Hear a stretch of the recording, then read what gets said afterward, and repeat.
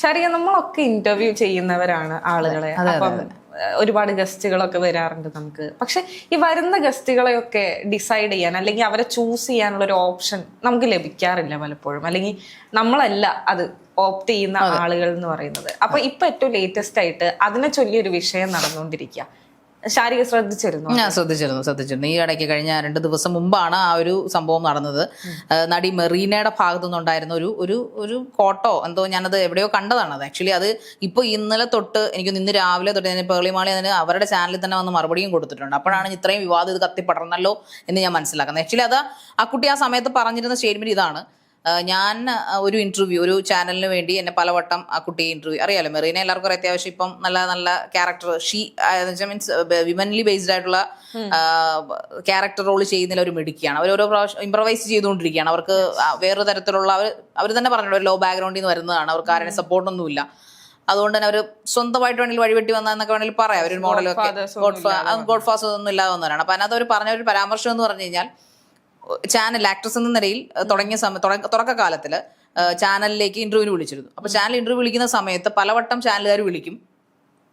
ഇന്റർവ്യൂവിന്റെ date ആകുമ്പോൾ അവർ പറയും സംഭവം ക്യാൻസൽ ആയെന്ന് പറയും. ഇത് പലവട്ടം തുറന്നപ്പോൾ അവർക്ക് തന്നെ മടുത്തെന്ന് വെച്ചാൽ അങ്ങോട്ട് ചെല്ലുന്നതിന്റെ കോസ്റ്റ്യൂം ഇവരുടെ കൂട്ടത്തിൽ കോസ്റ്റ്യൂം അതിന്റെ ആൾക്കാരുണ്ട്. അപ്പൊ അവര് എല്ലാം സെറ്റ് ആയി കഴിഞ്ഞിട്ടായിരിക്കാം അവർ കൊടുത്ത പൈസയും കാര്യങ്ങൾ കൊടുത്തിട്ടായിരിക്കും ഇവർ ഇത് ക്യാൻസൽ ചെയ്യുന്നത്. അങ്ങനെ പലവട്ടം ഇവർ തന്നെ തീരുമാനിച്ചു ആ ചാനലിന് വേണ്ടി ഇന്റർവ്യൂ കൊടുക്കണ്ട.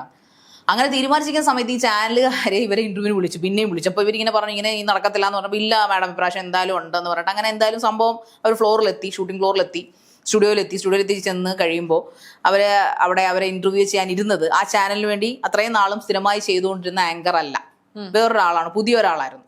അന്നാണ് അവരിത് അവർ പറഞ്ഞ കാര്യം, അവരുടെ വേർഷനാണ് ഈ പറയുന്നത്. അവർ പറഞ്ഞ അന്നാണ് അവർ മനസ്സിലാക്കുന്നത് മനഃപൂർവ്വം ആങ്കർ ഈ ഓപ്പോസിറ്റ് ഇരിക്കുന്ന ഗസ്റ്റ് ഈ മെറീന ആയതുകൊണ്ട് മനഃപൂർവ്വം ഷോ വേണ്ടെന്ന് വെക്കുമായിരുന്നു. അല്ലെങ്കിൽ ഈ പെൺകുട്ടിയാണെങ്കിൽ അല്ലെങ്കിൽ ഈ ആക്ട്രസ് ആണെങ്കിൽ ഞാൻ ഇന്റർവ്യൂ ചെയ്യില്ല എന്നൊരു നിലപാടെടുത്തത് കൊണ്ടാണ് ആ ഷോ പലവട്ടം മുടങ്ങിയതെന്നാണ് മെറീന അതിൽ പറഞ്ഞിരിക്കുന്നത്. അപ്പോൾ ഞാനും ചിന്തിച്ചു, ഞാനിപ്പം അനു പറഞ്ഞ പോലെ ഞാനും ആങ്കറാണ്, താനും ആങ്കറാണ്. ഞാൻ ഒരുപാട് ഷോകൾ എന്ന് വെച്ചാൽ കുറേ അധികം ഷോകൾ ചെയ്തിട്ടുണ്ട്. അതിലൊന്നും ഞാൻ ഒരിടത്തും എനിക്ക് ആ ഒരു പ്രിവിലേജ് അപ്പം ഞാനൊരു ബഡ്ഡിങ് ആങ്കറാണ്, താനും ഒരു ആങ്കറാണ്, ബിഗിനറാണ്. സോ അതുകൊണ്ടായിരിക്കാം ഇൻഎക്സ്പീരിയൻസ് ആയൊക്കെ അല്ലെങ്കിൽ എക്സ്പീരിയൻസിന്റെ ഒരു വ്യാപ്തി നോക്കിയിട്ടായിരിക്കാം ചിലപ്പം. അപ്പം ഞാനൊരു രഞ്ജിനി ഹരിദാസിനോട് എന്തെങ്കിലും ചോദിക്കണം, കാരണം അവരൊക്കെ ടോപ്പസ്റ്റ് ആങ്കേഴ്സ് ആണല്ലോ. നിങ്ങൾക്ക് ഇങ്ങനെ ഒരു ഓപ്ഷൻ കിട്ടിയിട്ടുണ്ടോ?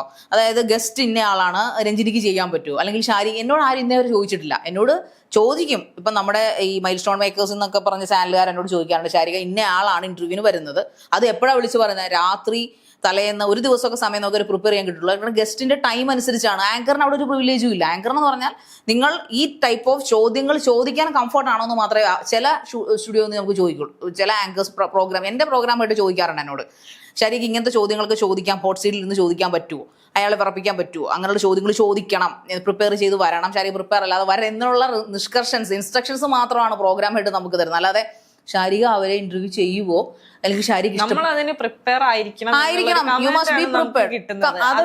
അതല്ലാതെ അതിന് ഓക്കെ ആയിരിക്കോ, ഈ ഗസ്റ്റും നിങ്ങളും ഓക്കെ ആയിരിക്കോ എന്നൊരു ഓപ്ഷൻ നമുക്ക് അവിടെ. അനുവിനെ വിളിച്ചിട്ട് നമ്മുടെ പ്രോഗ്രാമായിട്ട് വിളിച്ചിട്ട് അനു പിന്നെ എന്താ പറയുന്നത് ആളൂരിനെ ഇന്റർവ്യൂ ചെയ്യുവോ എന്ന് ചോദിച്ചാൽ അനു എനിക്ക് പറ്റില്ല സാർ, ഞാൻ ചെയ്യില്ല, എനിക്ക് വേണമെങ്കിൽ ഞാൻ സ്വപ്ന സുരേഷിനെ ചെയ്യത്തുള്ളൂ, ഞാൻ സമ്മതിക്കുമോ, പൊക്കോളാൻ പറയും അല്ലേ. അപ്പൊ കളി നമ്മൾ സ്വന്തമായിട്ട് ചാനൽ എടുക്കുകയാണെങ്കിലും ഓക്കെ, നമ്മുടെ ഇഷ്ടം.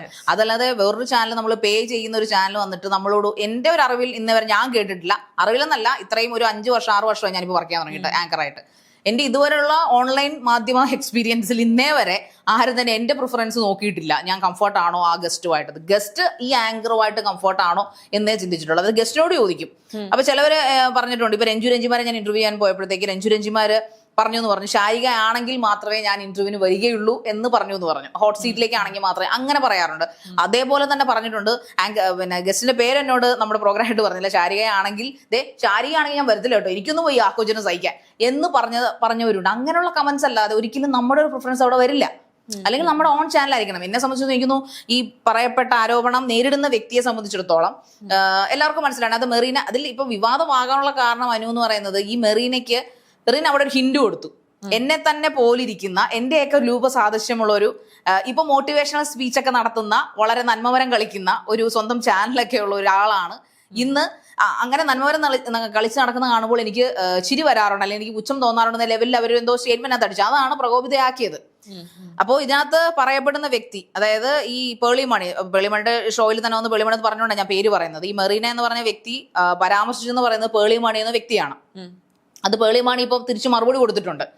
അത് ഞാനായിട്ട് ചെയ്തതല്ല, എൻ്റെ ഫോട്ടോയും ഇതും വെച്ചിട്ട് ചാനലുകാർ ഇതിനെ അങ്ങ് ഉദ്ഘോഷിക്കുകയാണ്. പേളിമാണിയാണ് ഇത് ചെയ്തത്, പേളിമാണി ഇത് എന്തൊരു ദുഷ്ടയാണ്, എന്തൊരു നന്മമരമാണ് കളിക്കുന്നത് എന്നൊക്കെ പറഞ്ഞ് പേളിമാണി അങ്ങ് ചീത്ത തുടങ്ങി. ഇന്നലെ മുഴുവനും പേളിമാണിക്ക് ചെയ്തു. അതുകൊണ്ട് തന്നെ ഇന്ന് വെളുപ്പാങ്കാലത്ത് എനിക്കൊന്ന് 22 hours ബിഫോർ ആണ് ഞാൻ എഡിറ്റഡ് കണ്ടിരിക്കുന്ന ആ വേർഷൻ. അതിനകത്ത് അവര് നല്ല ഓക്സ്ഫോർഡ് ഇംഗ്ലീഷിൽ വ്യക്തമായിട്ട് അതിനകത്ത് പറയുന്നുണ്ട്, ഞാൻ ആ പെൺകുട്ടിയെ വിളിച്ചിരുന്നു, മെറീനെ വിളിച്ചിട്ട് അവർ സംസാരിക്കാൻ കൂട്ടാക്കിയില്ല, എങ്കിലും എൻ്റെ വേർഷൻ ജനങ്ങൾ കേൾക്കണമെന്നുള്ളതുകൊണ്ട് അവരുടെ പേളിമാണി ഷോ എന്ന് പറഞ്ഞ ചാനലിൽ വന്നിട്ട് അവർ കാര്യങ്ങൾ പറഞ്ഞിട്ടുണ്ട്. അവർ പറയുന്നത് അന്നത്തെ പ്രൊഡ്യൂസേഴ്സുമായിട്ടുള്ള ഒരു പേയ്മെന്റിന്റെ ഇഷ്യൂ ആയിട്ട് ബന്ധപ്പെട്ട് അവർ ഷോ ചെയ്യുന്നില്ലായിരുന്നു. അങ്ങനെ ചെയ്യാത്തതുകൊണ്ടായിരിക്കാം മേ ബി ഒരു പക്ഷേ ഗസ്റ്റ് ആരാണെന്നൊന്നും അന്ന് പേളിക്ക് അറിഞ്ഞുകൂടാ. ആ ഷോ പലപ്പോഴും ഡ്രോപ്പ് ചെയ്യേണ്ട സിറ്റുവേഷൻ വന്നു. കാരണം അവരും ഈ നമ്മുടെ പേയ്മെന്റുമായിട്ടുള്ള വിഷയം വരുമ്പോൾ നമ്മൾ ഡ്രോപ്പ് ചെയ്യുമല്ലോ. ആങ്കേഴ്സ് കുറച്ച് ഹൈ ലെവലായി കഴിയുമ്പോൾ നമ്മൾ പേയ്മെന്റ് ബാർഗൈൻ ചെയ്യുമല്ലോ. അപ്പൊ അങ്ങനെ ചെയ്തിട്ടുണ്ടാവാം. പേളി ആ ഇതിൽ നിന്ന് വിട്ടു പോവുകയും ചെയ്തു. അതിനുശേഷം അവർ അതിന് പകരം ആങ്കറെ പ്ലേസ് ചെയ്യാൻ ആ ചാനലുകാർ കുറെ നാൾ ഓടി നടന്നു. ആ ഒരു ഇൻസിഡന്റിന്റെ ഭാഗമായിട്ടായിരിക്കാം മെറീനെ പിന്നെ അത് ഉൾപ്പെട്ടിട്ടുണ്ടാവുക എന്നാ പറയുന്നത്. എങ്കിലും പേളി ചോദിക്കുന്നൊരു ചോദ്യം, അവർക്ക് വന്ന ഗസ്റ്റിനോട് എന്തിനാണ് പേളിയാണ് അതിന് കാരണക്കാരി എന്നൊരു കള്ളം എന്തിനാണ് പറഞ്ഞതെന്ന് ചോദ്യം ചോദിച്ചുകൊണ്ടാണ് അവർ ആ കുറിപ്പ് നിർത്തുന്നത്. അവിടെ അവർ ചോദിക്കുന്നത് എന്തിനാണ് എൻ്റെ പേര് അത് ഡ്രാഗ് ചെയ്തത്. പ്യുവർലി പ്രൊഡ്യൂസേഴ്സിന്റെ പ്രശ്നമാണ്. പ്രൊഡ്യൂസർ ആങ്കറിന് കാശ് കൊടുത്തില്ല, അല്ലെങ്കിൽ ആങ്കറിന് പറഞ്ഞ പേയ്മെന്റ് കിട്ടിയില്ല, അതുകൊണ്ട് അവരത് ചെയ്യുന്നില്ല. അതിന് പകരം ഗസ്റ്റിനോട് പറയാണ്, താൻ മഞ്ജുവാരാണെന്ന് വിചാരിക്കാം, മഞ്ജുവാരോട് പറയുകയാണ്, അയ്യോ മഞ്ജു നേരത്തെ നമ്മൾ സ്വയമായിട്ട് ചോദിക്കുമല്ലോ, ഇവിടെ നേരത്തെ ഉണ്ടായിരുന്ന ഷോ ചെയ്യുന്ന കുട്ടി എന്തെന്ന് ചോദിക്കുമ്പോൾ സ്വയമായിട്ടും പറയും, മഞ്ജു അത് ആ കുട്ടിക്ക് ഇങ്ങനെയുള്ള ഗസ്റ്റിനെ ചെയ്യാൻ താല്പര്യമില്ല എന്ന് പറഞ്ഞു വിടുന്നത് ഒരു മോശമായ കാര്യമല്ലേ? അതെ, തീർച്ചയായും മോശമായ കാര്യമാണ്. അവരെ ഇൻസൾട്ട് ചെയ്യുന്നതിന് തുല്യമാണ്. ശരിക്കും പേളിമാണിക്ക് ഒരു കറുത്ത, അവര് നല്ല രീതിയിൽ പോയിക്കൊണ്ടിരുന്ന ചാനലാണല്ലേ. അവരുടെ ഫാമിലി, അതായത് അവരുടെ ഹസ്ബൻഡ്, അവരുടെ 2 മക്കള്, അവരിപ്പോൾ എനിക്കൊന്ന് ആങ്കറിംഗ് വളരെ അപൂർവമായിട്ട് ചെയ്യുന്നുള്ളൂ. അവരവിടെ ഷോയുമായിട്ട് മുന്നോട്ട് പോകുന്നുണ്ട്, അവരുടെ വ്ളോഗുമായിട്ട് മുന്നോട്ട് പോവുകയാണ്. ശരിക്കും നല്ല ലാക്സ് ഓഫ് വ്യൂസ് ആണ് അവർക്കുള്ളത്. പേളിമണി ഷോ എന്നും പറഞ്ഞ ഷോ ആയിട്ട് ചെയ്യുന്നത്. അപ്പൊ ബേസിക്കലി അവർക്ക് അതിനുള്ള ഒരു ഗഡ്സ് ഉള്ള ആളാണ്, ഒരു കപ്പാസിറ്റി ഉണ്ട് അവർക്ക്. അപ്പൊ ആരും ഡിപ്പെൻഡ് ചെയ്യേണ്ട ആവശ്യമുണ്ടെന്ന് എനിക്ക് തോന്നുന്നില്ല. അത്രയും ടാലന്റാണ്, ഒരു ബ്രാൻഡാണ് അവർ ഓൾറെഡി. അപ്പൊ പിന്നെ അവരിങ്ങനെ ചെയ്തോതും ചെയ്യുന്നതുകൊണ്ട് ആർക്കായിരുന്നു ഇനി മെറീനയ്ക്ക് കുറെ കൂടെ ഫെയിം ആകാൻ വേണ്ടിയിട്ട്, പ്രത്യേകിച്ച് ഇപ്പൊ ഫേമസ് ഒന്നും കുറച്ച് നാളായിട്ട് വലിയ ഫെയിം ഒന്നും അല്ലാത്തത് കൊണ്ട് പുതിയ പടങ്ങളൊക്കെ വരുന്നതിന് തൊട്ട് മുമ്പായിട്ടുള്ള സ്വയം ഒരു PR വർക്ക് ഏറ്റെടുത്തതാണോ എന്ന് എനിക്ക് സംശയമുണ്ട്. നമ്മളിപ്പോ പൊതുവെ കണ്ടുവരുന്നുണ്ട് ഇങ്ങനത്തെ ഇപ്പൊ കഴിഞ്ഞ ദിവസം ഇൻവെൽച്ച സിനിമയെ പോലെ. അതേപോലെ എനിക്ക് തോന്നുന്നത് അതാണ്, കുപ്രസിദ്ധി ആണെങ്കിൽ പോലും വാട്ടെവർ ഇറ്റ്സ് എ പ്രസിദ്ധി, അതിന് വേണ്ടി ചെയ്തതായിരിക്കാനും സാധ്യതയുണ്ട്. എനിക്ക് തോന്നുന്നു ഡിജിറ്റൽ മീഡിയയിൽ എപ്പോഴും കുപ്രസിദ്ധിയാണ് വിളയാടുന്നത് അല്ലേ. നല്ലത് പറഞ്ഞാൽ ആരും ശ്രദ്ധിക്കത്തില്ല, ഓക്കെ ഗുഡ് ഫൈൻ എന്ന്. പക്ഷെ മറിച്ച് മോശം കേൾക്കുന്ന ആൾക്കാരെയാണ് ആൾക്കാർ എടുത്തിട്ട് പൂശുന്നത്, അവർ പ്രശസ്തരാവുകയും ചെയ്യും. അത് തന്നെയാണ് മെറീനയുടെ ഉദ്ദേശം എന്ന് ഇരിക്കുന്നു. പക്ഷെ അതുകൊണ്ട് പേളിമാണി അപ്പോഴും സോഷ്യൽ മീഡിയ കുറ്റമാണ്. വളരെ മാന്യമായിട്ട് അവരാ കുറിപ്പിച്ചത്. അവർ പറയുന്നത്, ഞാൻ സോഷ്യൽ മീഡിയ എക്കാലവും നല്ലതാണ്, ഞാനും സോഷ്യൽ മീഡിയയിൽ വർക്ക് ചെയ്യുന്ന ഒരാളാണ്, അതുകൊണ്ട് തന്നെ സോഷ്യൽ മീഡിയ ഞാൻ അപ്രീഷിയേറ്റ് ചെയ്യുന്നു. ബട്ട് നിങ്ങൾ സോഷ്യൽ മീഡിയ ഹാൻഡിൽ ചെയ്യുന്ന കാര്യങ്ങൾ, കണ്ടന്റ്സ് ഹാൻഡിൽ വിത്ത് കെയർ എന്നാണ് പേളിമാണി പറഞ്ഞിരിക്കുന്നത്. അവരും ഒരു പ്രശസ്തയാണ്, ഇവരും ഒരു നടിയാണ്. അതിനകത്ത് അവർ വളരെ നന്നായിട്ട് പറയുന്നുണ്ട്, എനിക്ക് ആക്ട്രസിനോട് ഒരു ദേഷ്യമില്ല, എനിക്ക് എന്തിനാണ് ദേഷ്യം, അവരൊരു വിമൻ ബേസ്ഡ് ആയിട്ടുള്ള, വിമൻ ഓറിയന്റഡ് ആയിട്ടുള്ള കാര്യങ്ങൾ ചെയ്യുന്ന ഒരു വ്യക്തിയായതുകൊണ്ട് തന്നെ എനിക്ക് എക്സ്ട്രീം റെസ്പെക്ട് അവരോടുണ്ട്. അതുപോലെ തന്നെ അവർ ഇനിയും ഒരു ഷൈനിങ് സ്റ്റാർ ആയിട്ട് വെള്ളിത്തിരയിൽ വിളങ്ങട്ടെ എന്നൊക്കെ അവർ ഇംഗ്ലീഷിനകത്ത് പറയുന്നുണ്ട്.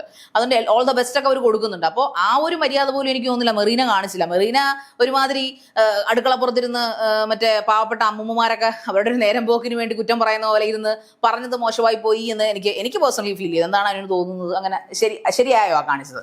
ഇല്ലില്ല, ശരിയായില്ല. കാര്യം നമ്മളിപ്പോ പേളിമാണി തന്നെ പറഞ്ഞല്ലോ, അവരുടെ പേയ്മെന്റ് ഇഷ്യൂ കാരണം ഒക്കെയാണെന്നുള്ളത്.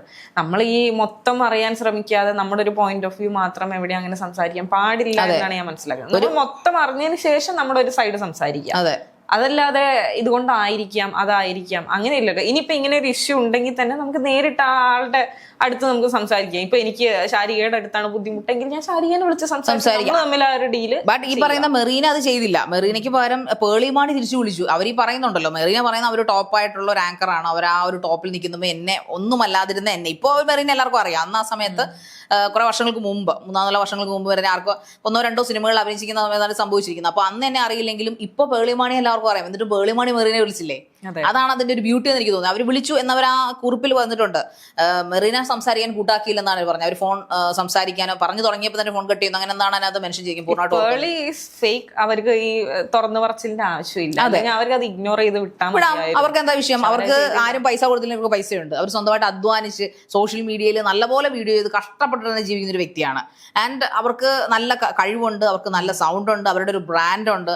ഇതൊക്കെ കളഞ്ഞിട്ട് അവർക്ക് എന്തിനാണ് ജനങ്ങളെ കൺവിൻസ് ചെയ്യേണ്ട ആവശ്യമില്ല. അവര് കഷ്ടപ്പെട്ട് ഹാർഡ് വർക്ക് ചെയ്ത് ഉണ്ടാക്കിയ ബ്രാൻഡാണത്. അപ്പൊ അതുകൊണ്ട് തന്നെ പേളി മാണി ഷോ എന്ന് അവർക്ക് ഇടാം ധൈര്യമായിട്ട് തന്നെ അവരുടെ ചാനലിൽ. സോ അവരുടെ ഫാമിലി അവർ ബ്രാൻഡ് ചെയ്തുകൊണ്ടിരിക്കുകയാണ്. അവരുടെ ഫാമിലിയെ പിന്നെ ശ്രീനിഷിനെ അറിയാത്ത ആരും തന്നെ ഇല്ല, അവരുടെ മക്കളെ അറിയാത്ത ആരും തന്നെ ഇല്ല. സോ അവരെ ഒരു റെസ്പെക്റ്റബിൾ ഫാമിലിയാണ്. അവരിനി എന്തും ആയിക്കോട്ടെ, അവരുടെ ഇൻസൈഡ് എന്തോ ആയിക്കോട്ടെ, ഔട്ട്സൈഡ് അവർ ഗംഭീരമായിട്ട് അവരുടെ പ്രൊഫഷണലായിട്ട് തന്നെ ചെയ്യുന്ന ആൾക്കാരാണ്. അപ്പൊ ആ കൂട്ടത്തിൽ ഒന്ന് പേളിയെ തോണ്ടിക്കഴിഞ്ഞാൽ മെറീനയ്ക്ക് ബുദ്ധി ഇത്രയും കാലം എന്തുകൊണ്ട് മെറീന പറഞ്ഞില്ല? ഇതുപോലെ തന്നെ ഇതേ തട്ടിൽ നിർത്താൻ പറ്റുന്ന ഒരു പ്രശ്നമായിരുന്നു ഹേമ കമ്മിറ്റി റിപ്പോർട്ട് വന്നപ്പം അണ പൊട്ടിയ പോലെ കുറെ സ്ത്രീകൾ കുറെ പരാതിയായിട്ട് വന്നത്. അവരൊക്കെ അവസാനം അതിനൊരു അന്ത്യം എന്ന പോലെ വന്നത് നിവിൻ പോളിക്കെതിരെ.